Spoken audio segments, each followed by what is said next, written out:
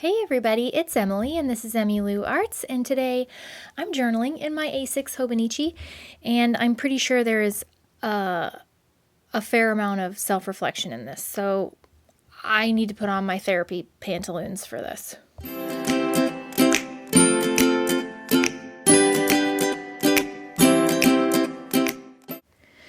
It's currently Thursday, and I'm going to catch you up on this whole week, including tomorrow, because I won't be able to journal tomorrow. So this is kind of a long one, so I hope that you have something fun to work on. I'm putting in some date washi, as you do, and it's from Jet Pens, I believe. And then this fancy washi tape, I don't know, somebody sent me, and I just discovered it in my pile of things that I had forgotten about because I have too many things. These Molang stickers I ordered on Amazon, and they were there at one point. I don't know. They're all linked below, but I don't know if the links actually work. But I recorded that I went to Target and bought some Christmas ornaments for the kids' stockings, because every year they get new ornaments, and it's always the one thing that I forget until like Christmas Eve, and I'm like, shit, ornaments. So this is my reminder to you to not forget ornaments or the stockings just in general. I am using my Sumiko Gurashi sticker book. This is from Amazon. Somebody sent this to me, but I know you can find it on Amazon. And I put a little coffee cup and just wrote that I had a quick cup of coffee with my mom and dad before I ran to Target. And that vintage girl sticker flake, the girl with the shopping bags, I think my mom is probably going to need a Bath and Body Works intervention. The lady is candle crazy. she can't stop buying candles, and I love it. I'm here for it. But so she had to show me all the candles that she got for like $7.25 a piece. And they're 3 wick, Emily. Oh, I just love her, and she was so excited. And she's well, I had to go because you know how Daddy likes lilac, and I found lilac candles. Oh, I love her. And I have created a monster, truly a monster. While I was there having a quick cup, I did some Procreate drawing because I needed to do a lot of laundry on Monday. And it occurred to me that I've never done a laundry sticker, a laundry doodle. So I used my sad banana. The sad banana exists on the Google Drive for when you're just not feeling life and you're feeling down. And I thought, what a better way to illustrate laundry than having Sad Banana do laundry. So there's Sad Banana with his load of laundry. If you enjoy these doodles, you can join up for my channel membership for 99 cents a month, and you can have access to all these fun things and print them off yourself. I was a very sad banana when I got all that laundry done, and then Henry and Addie came home from school, and Henry had marker all over his brand new sweatshirt that I bought for him on Black Friday because Under Armour was having a massive sale. I was like, oh, nice marker all over your brand new sweatshirt, bud. He's like, I didn't use markers today. I was like, well, the sweatshirt tells a different story. I was like, is that dry erase marker? He's like, oh, those. Did you get any on the paper is my question. But that's okay. We worked on it. I mean, it's still there, but it's lighter, I guess. I was trying to de-stress by doing some watercolor painting in my 2022 journal, which is going to be the A5 Stalogy that I showed you guys. I'm trying to decorate the pages in advance so that because I miss having the watercolor on the pages and I really like it. So I was sitting at the kitchen counter doing that, and Addie saw me doing some sort of endeavor that didn't include her, and she was right quick to change that. So, it was not my finest momming hour, that's for sure.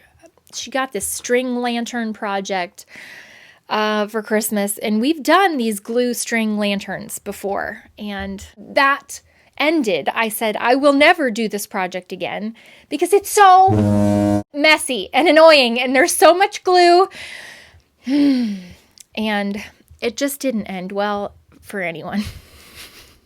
That's why I put the swearing girl sticker flake, because it was just so frustrating.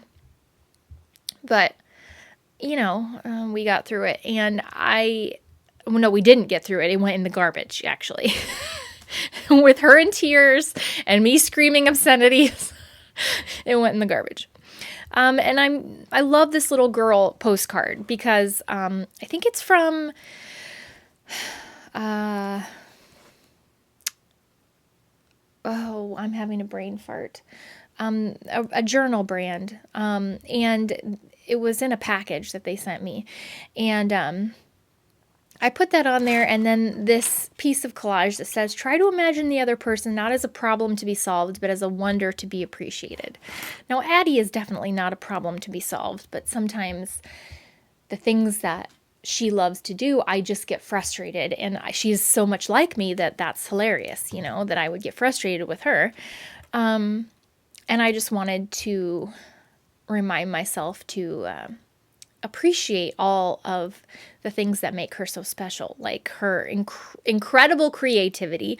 She used my iPad and Procreate to create her own little character called Fishita, and she wanted me to share those stickers with the Greedy Weasels, which I did. Fishita works out, Fishita cooks, and then I used the sticker flake of the girl thinking, because she's so creative and always wanting to do things, and I just wrote, I cherish your creativity, because I do cherish her creativity and her zest for doing things like that.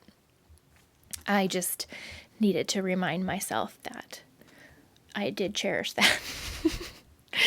Especially when we went up to tuck her into bed and there was construction paper all over her room, because instead of reading like she was supposed to, she had been making a Christmas paper chain to count down the number of days until Christmas. I love her. I love her so much. I cherish that creativity. I do. We just need to focus on the good. And that's what I'm doing, because she is wonderful. And we're just never doing string lanterns again. Never. Don't do it.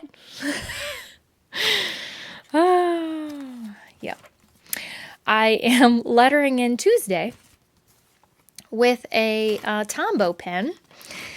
And this day is just basically a lot of collage.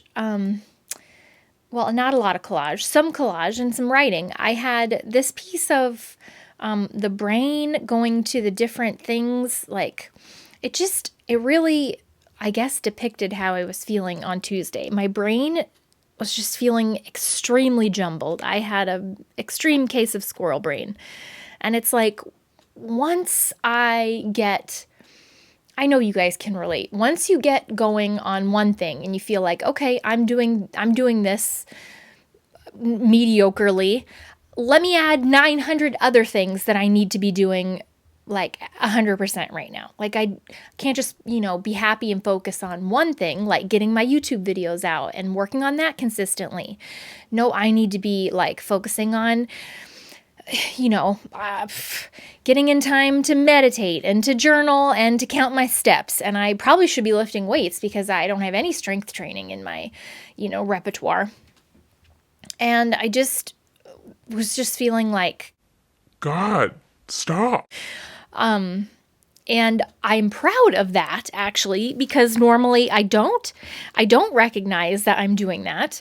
And I just try and work it all in, and then I hit a wall. So I'm hoping that I'm in my old age of 38, beginning to understand my ways a little bit more. So I was telling myself to slow down, to assess my priorities, and to not do it all, because it all doesn't need to be done.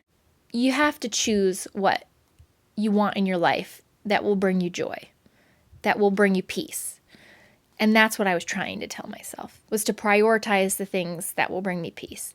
And these This tip-in is from a mindfulness book that I got on a clearance rack at Barnes & Noble, and I really liked that it said, set peace of mind as your highest goal and organize your life around it.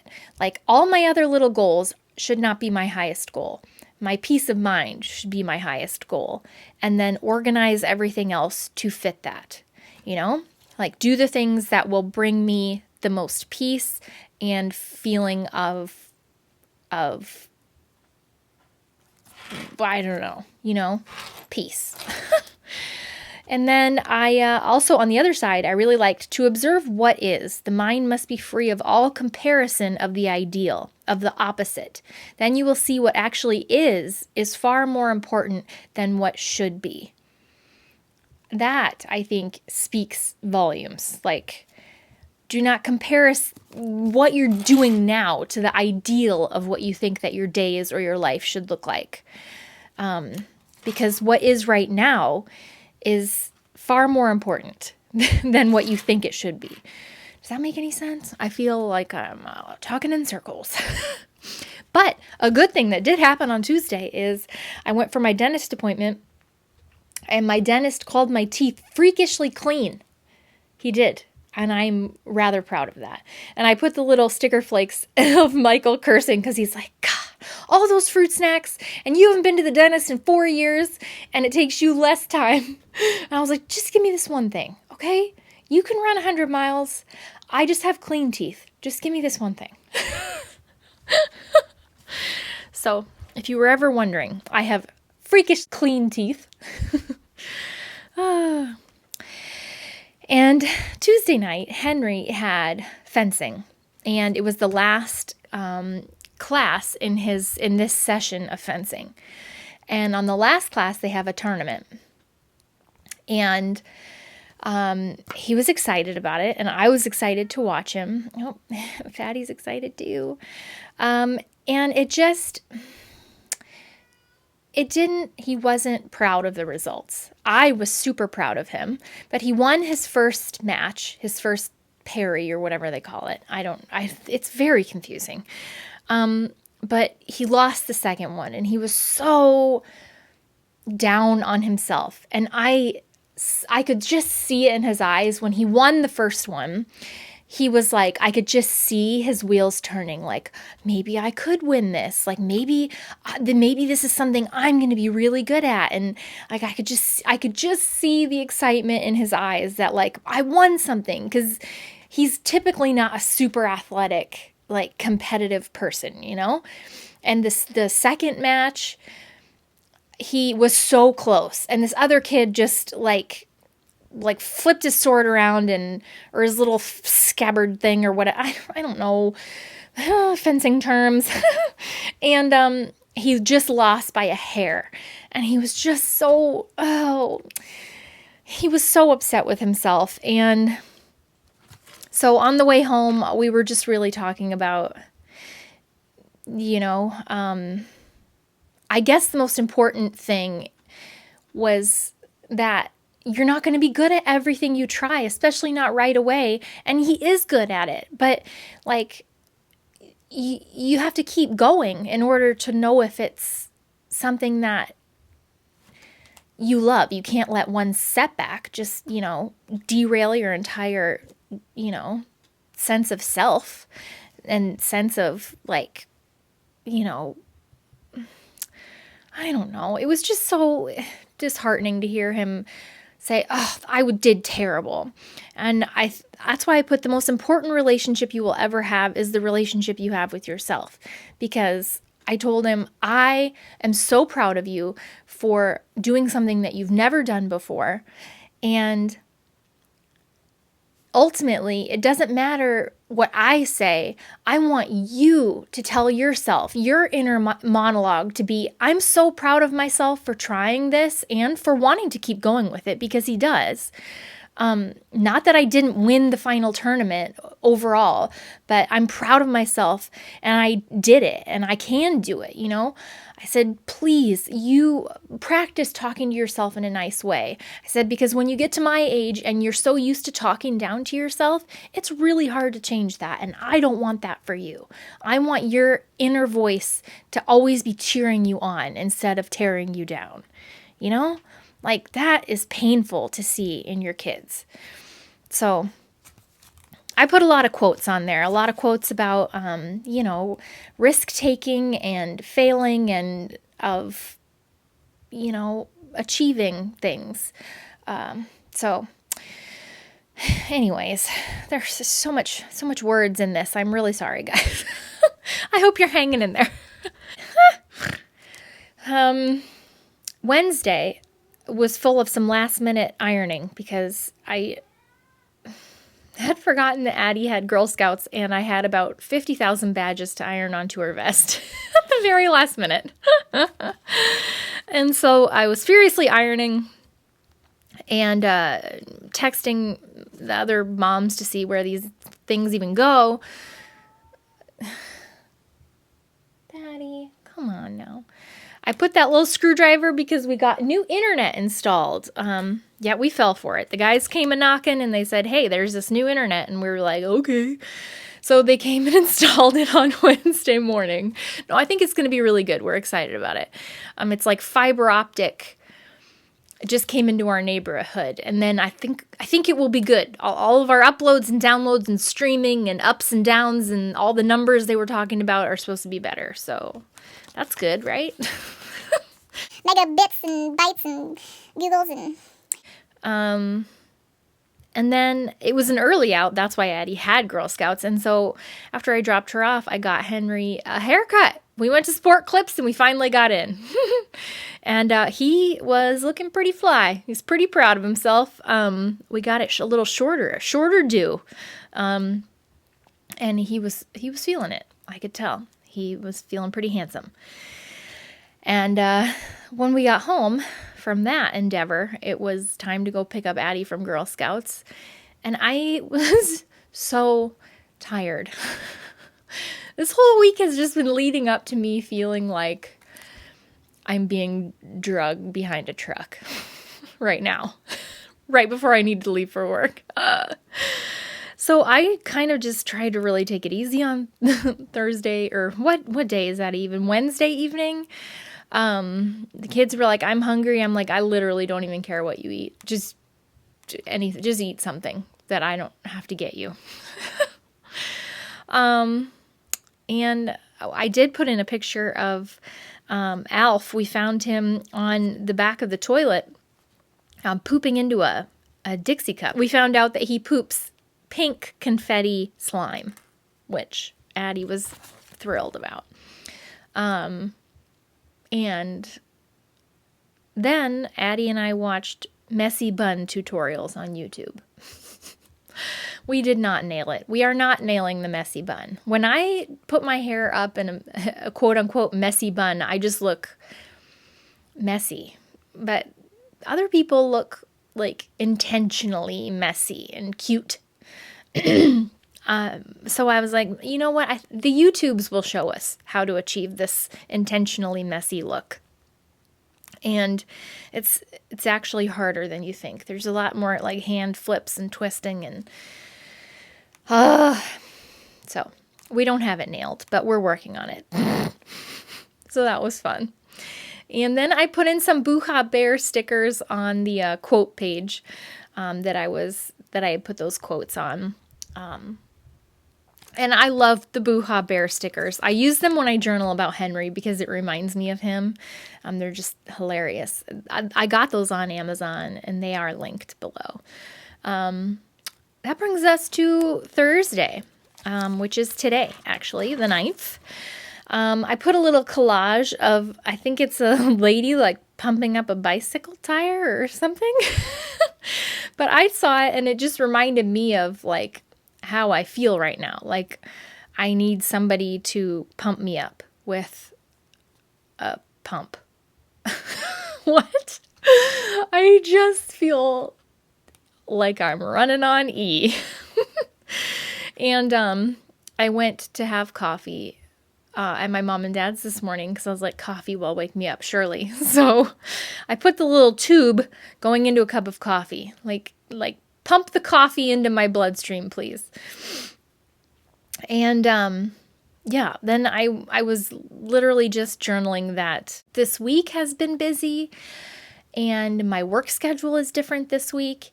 And I think when things are, I think it's all, are you guys still with me? I can't even spit out my words. I don't know. I don't know. All I know is I'm tired and I just need to take one day at a time. Like this anxiety creeps up on me when my work days are coming, which is weird. And I took advantage of this journaling session to really examine that feeling, I guess, because I'm not anxious about work. I am successful at work. I feel competent at work because I feel like being a NICU nurse is very complementary to my type A kind of ways. Like, because it's so precise and it's so like scheduled and that works well with my personality. I'm not saying I haven't been like got my ass thrown around by a 12-ounce baby. I have. But even that is like predictable, in a way, because they just operate in sort of predictable ways. So what stresses me out when I do have work is that I'm not at home, that I can't be everywhere at one time. You know what I mean? Like, it's just so hard. It's so hard to balance everything in your life. And I feel like I talked to my doctor when I had my appointment and I was like, these highs and lows are just really hard. I just wish that my emotions weren't such a roller coaster, And she was like, well, but really that is normal. You need highs and lows in your life, just not, to an extreme. But that's why I put that there is no such thing as a work-life balance. Everything worth fighting for unbalances your life. Like, this is true in a way. Like, I don't want to feel numb to things in my life that are important to me, like my kids and my husband and work, because those things are so important. That's why they unbalance you, because they are important to you. But to be able to release some control in some areas, because tomorrow I work day shift and just because our unit was short. And so that for me is a big step out of my norm, because I usually don't work day shift and it's not my peak operating time. The idea of working 7A to 7P and being gone from everyone and the kids for 12 hours and they have to get home safe and all this stuff, it makes me so anxious because I can't control every little thing like I like to do. So I'm really having a journey of self-discovery, and I'm noticing that I need to take one thing at a time and release a little bit of control and just be present in the moment. And I think it will help my anxiety. So I know this has been a lot. This voiceover has been a lot. I know, it's been a journey. But I hope that you took something out of it. I know I did. This was a productive and insightful journaling session. I'll see you guys soon. Bye.